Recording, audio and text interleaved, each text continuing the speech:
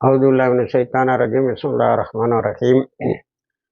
அன்பார்ந்த நேயர்களே, பலஸ்தீன் மீட்பு போர் 552 நாளை எட்டியிருக்கிறது. இதில் போராளிகள் குழுவை எதிர்த்து நிற்பவருக்கெல்லாம் மிகப்பெரிய சோதனையை ஏற்படுத்தி இருக்கிறார்கள் போராளிகள். ஒன்றே அரஸ் பத்திரிகை சொல்லக்கூடிய ஒரு செய்தி, இஸ்ரேலுடைய இராணுவம் உள்ளே வர வேண்டும் எதிர்பார்த்து கொண்டிருக்கிறார்கள் போராளிகள்.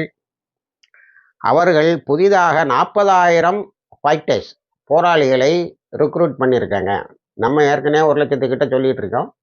அரஸ் பத்திரிகையை இப்போ எடுத்துக்கிட்டா 40,000 பேர் புதிதாக சேர்ந்திருக்கிறார்கள். எல்லா பயிற்சியும் எடுத்து விட்டார்கள். அத்தோடு இந்த 40,000 பேர் என்பது ஏற்கனவே அவர்கள் இழந்ததை விட அதிகமானது. ஆகவே 4 முனிசிபாலிட்டி ஆனாலும் இஸ்ரேல் வெல்லுவதற்கான எந்த வாய்ப்பும் இல்லை. நீ இவ்வளவு நாள் உணவுப் பொருட்களை தடை செய்தும், ஏறத்தாழ மார்ச் 18 இதுவரைக்கும் உணவுப் பொருட்களை தடை செய்தும் அவர்கள் அந்த மக்களை வாழ வைக்க முடியும் என காட்டியிருக்கிறார்கள். அத்தோடு அவர்கள் இப்பொழுது நீங்கள் போனால் டனல்ஸ் வார்ஃபேர் என்று சுரங்க பாதை இருக்கிறது பாருங்க, அதுக்குள்ளால உள்ள யுத்தத்தை தொடங்குவது இல்லை என்று முடிவு செய்திருக்கிறார்கள். நீங்கள் வரக்கூடிய பாதைகளில் எல்லாம் ஐஇடி என்று சொல்லக்கூடிய ஒரு நிலவெளி குண்டுகளை பயன்படுத்துவது என முடிவு செய்திருக்கிறார்கள். அடுத்தது அவர்களுடைய டனல்ஸ் என்று சொல்லக்கூடிய சுரங்கப்பாதையில் 75% கச்சிதமாகவே இருக்கிறது என்று சொல்லியிருக்கிறார்கள். அதே நேரத்தில் அவர்கள் ராக்கெட்டை நிறைய அஸ்கலான், அஸ்தாத், டெல் அவீவ் இவற்றை நோக்கி வீசியிருக்கிறார்கள். ஹூத்திஸுடைய தாக்குதலும் சேர்ந்து பதுங்குக்குழி மட்டுமே அவர்களுடைய வாழுமிடம் என்று ஆகியிருக்கிறது. நேற்று நம்ம வீடியோவில் ஒரு தகவல் சொன்னோம். 970 இஸ்ரேலிய இராணுவத்தினர் கடிதம் எழுதியிருக்கிறார்கள்.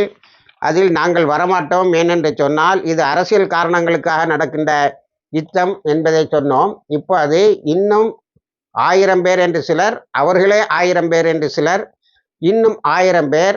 யாருக்கு கடிதம் போயிருக்குன்னா, suspicious envelopes sent to Israeli government members, அரசாங்கத்தில் இருக்கின்ற உறுப்பினர்களுக்கு ஒருவித சந்தேகத்துக்கு இடமான கடிதங்கள் போயிருக்கிறது. 1000 பேர் இப்போ அதை எழுதியிருக்கிறார்கள். அதில் என்ன இருக்கிறது என்பதை சொல்லவில்லை, ஆனால் என்ன இருக்கும் என்பதை நாம் சொல்ல முடியும். ஏற்கனவே அவர்கள் இது உன்னுடைய அரசியல் நோக்கங்களுக்காக நடக்கக்கூடிய யுத்தம், நாங்கள் போக மாட்டோம். இதனிடையே ஹிந்து ரஜப் ஃபவுண்டேஷன்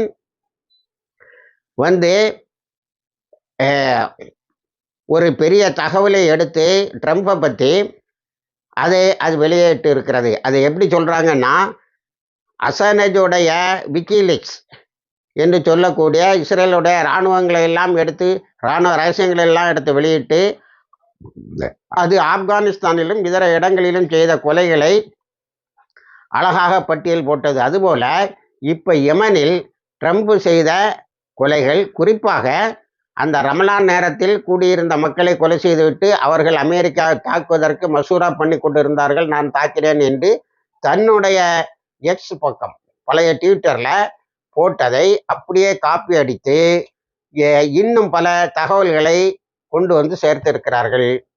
அப்போ அந்த ஈதுக்காக குழுமின மக்களை கொலை செய்தது இப்போ ஒரு பெரிய விசாரணைக்கு உட்படுத்த இருக்கிறது. ட்ரம்ப் அவன் ட்விட்டரில் போட்டுட்டதுனால கையும் களவுமாக மாட்டிக்கிட்ட ஒரு பெரிய அதிர்ச்சியில் உட்கார்ந்து இருக்கிறார். இப்போ ஹூத்திஸோடைய தாக்குதல் நம்ம ரொம்ப கரெக்டாக தான் அதை கணக்கு பார்த்துக்கிட்டே இருக்கோம்.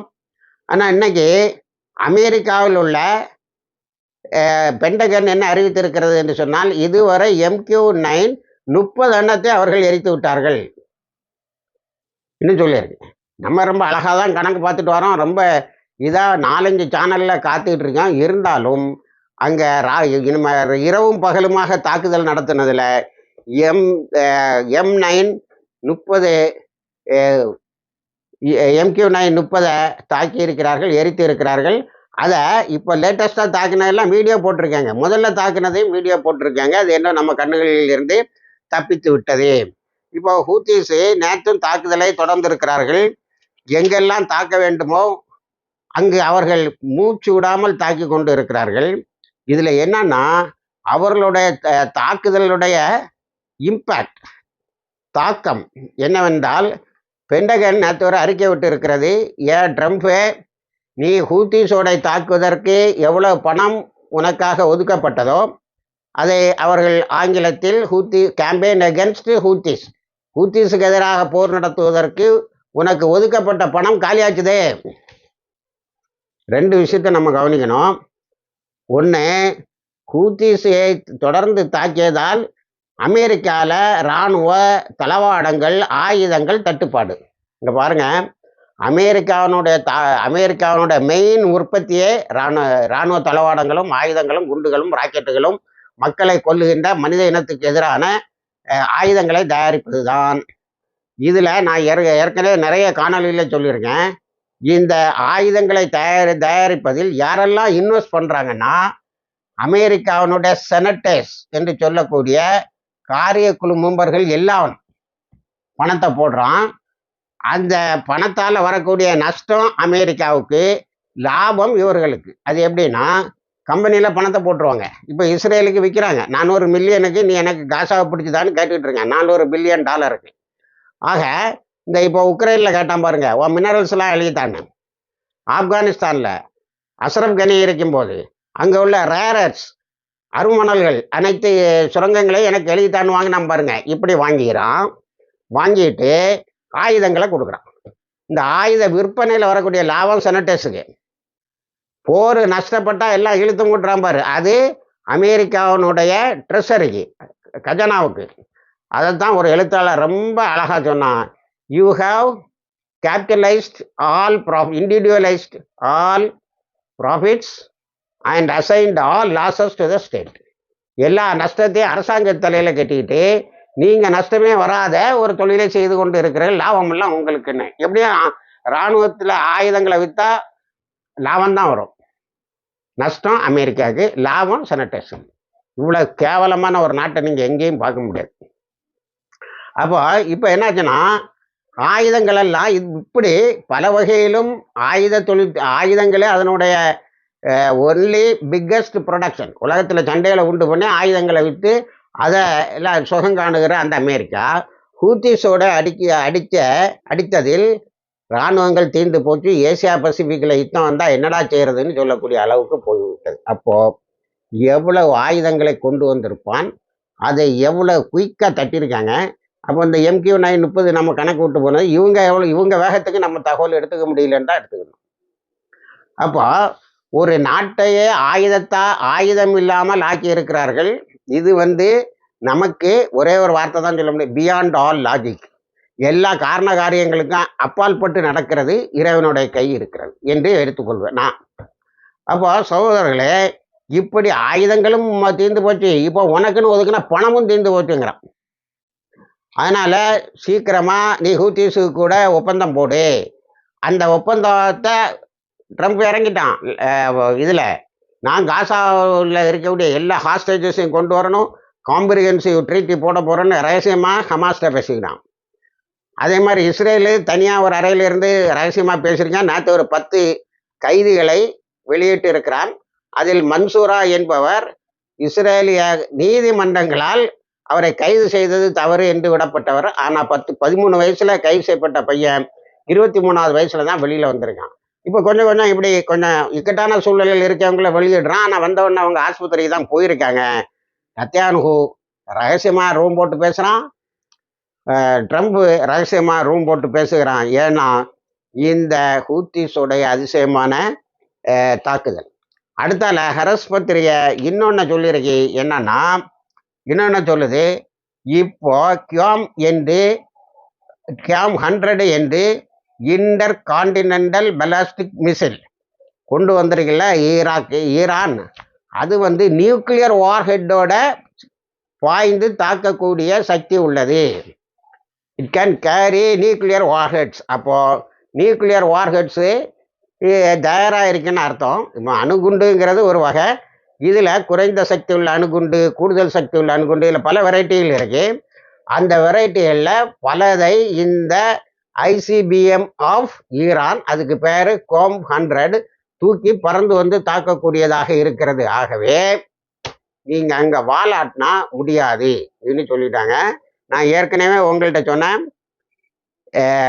காமினியப்பா மக்களை சொல்லி இந்த பகிஷ்கானை வெளியில போகிற மாதிரி ஒரு ஆர்ப்பாட்டத்தை உருவாக்குறார். அந்த மக்கள் எப்படி என்ன சொல்லுகிறார்கள்? 2 வார்த்தை தான், no talk with Americans, they are our enemies.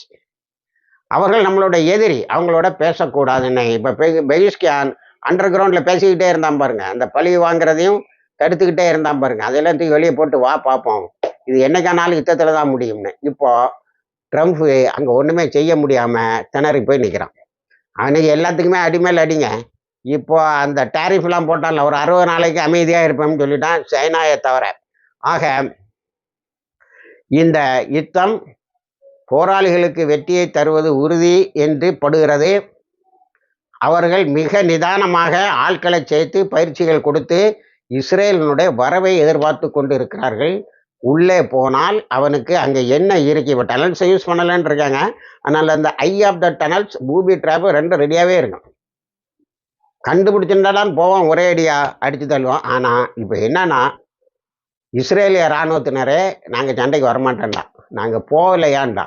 அவனுக்கு இருக்கக்கூடிய கான்சென்ஸ் கூட மற்றவங்களுக்கு இல்லை, ட்ரம்ப்புக்கு இல்லை. இதுக்கிடையில் ட்ரம்ப்புக்கு, பைடனுக்கு, ஆண்டனி பிளிங்கனுக்கு, அமெரிக்காவில் உள்ள இதர நிர்வாகிகளுக்கும் காசாவில் நடந்த ஜெனோசைடுக்கு தொடர்புண்டு. அவர்கள் அதில் அவர்களோட ஆயுதங்கள் தான் கொலை செய்தது என்ற மூவ் அகில உலகில் ஸ்பெயின், சவுத் ஆப்பிரிக்கா இவற்றால் எடுத்து செல்லப்படுகிறது. இனி இவர்கள் கொலை செய்துவிட்டு அவ்வளோ ஈஸியாக தப்பிக்க முடியாது. அந்த அசானாஜ் விக்கிலீக்ஸில் செய்த வேலையை இந்த ஹிந்து ரஜப் ஃபவுண்டேஷன் செய்கிறது என்ற செய்தி உலகத்தில் மிகப்பெரியதொரு தாக்கத்தை ஏற்படுத்தி வருகிறது. இணைந்திருங்கள், எல்லா தகவலையும் சேர்க்கிறோம். வாஹிர் தவானா, அல்ஹம்துலில்லாஹி ரப்பில் ஆலமீன்.